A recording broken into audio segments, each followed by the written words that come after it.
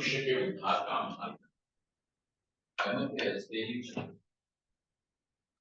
परंतु कर्म का मार्ग भी आखिरकार से आगे ज्ञान के मंदिर में प्रवेश तभी संभव होता है जब कर्म से मनुष्य अपने जीवन को सुधार ले, बना ले। और कर्म का अर्थ होता है कि अपने जीवन में यज्ञ, दान और तप की प्रतिष्ठा हो। तपमय जीवन हो, यज्ञमय जीवन हो, दानमय जीवन हो। जब अपने जीवन के और सारे व्यवहार के ये तीन आधार स्तंभ हो जाते हैं, तब समझ लेना कि हम जीवन में साधना कर रहे हैं। और इस साधना से गुजरे बिना श्रवण मनन निधिध्यासन रूप जो साधन है वो असंभव है, क्योंकि ज्ञान के मंदिर में प्रवेश ही न मिलेगा यदि चित्त शुद्ध और शांत न हो। इसीलिए भगवान ने कई बार ये कहा कि जो किल्बिष से मुक्त हो जाते हैं, अर्थात पाप आदि से मुक्त हो जाते हैं, वे मुझे प्राप्त कर लेते हैं।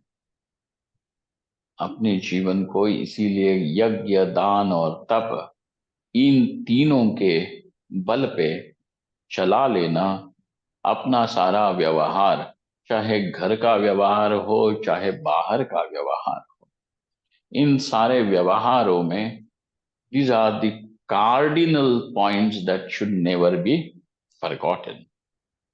यहाँ पे भगवान तप के विषय में कहते हैं कि तप शरीर से भी होता है, मन से भी होता है और वाणी से भी होता है। आज देखेंगे कि जो शरीर से होने वाला तप है उसके विशेष भाग क्या हैं।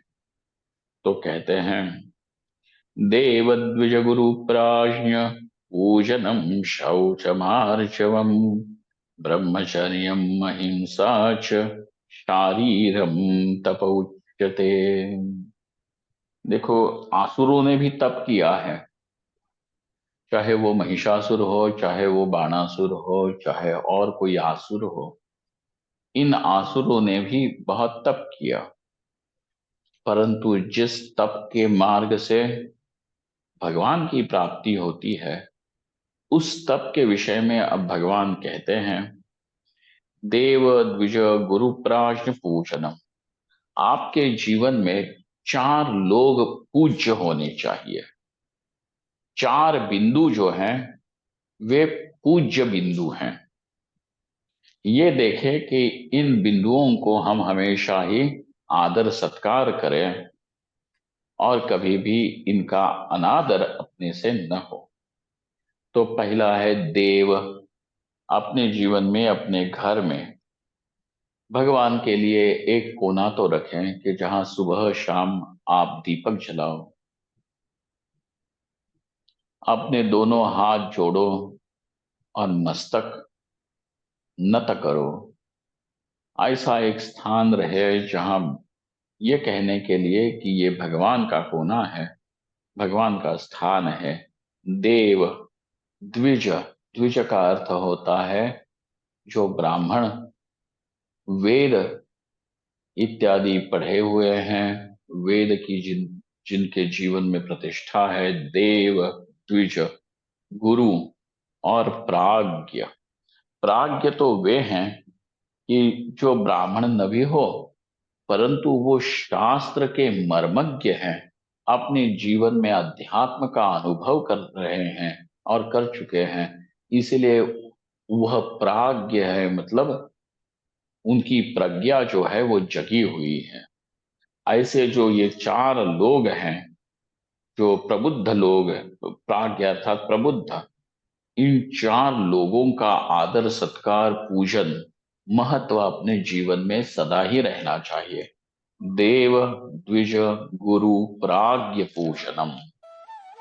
ये चार।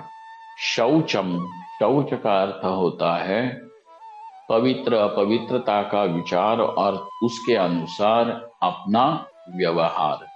पवित्र अपवित्र, पवित्र क्या है, चाहे वो खाने की चीज हो, वस्त्र हो, बैठने की जगह हो, इन सब का विचार करें।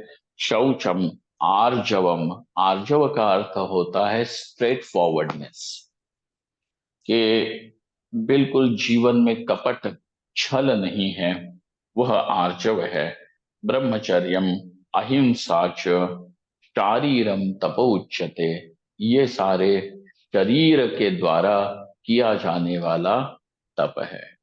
अब शरीर को किस लिए, आप शरीर तो वैसे भी खींचने वाला है, क्षीण होने वाला है, परंतु ये क्षीण होने वाला शरीर किस कारण के लिए आप क्षीण करते हो, उसके ऊपर निर्भर करता है कि इस शरीर से तप हुआ है कि नहीं हुआ है। ये शारीरिक तप के विषय में भगवान ने 17वें अध्याय में कहा है। आगे अन्य अन्य तप और यज्ञ दान इत्यादि के विषय में भी भगवान कहते हैं, उसका विचार करेंगे। आज के लिए इतना पर्याप्त।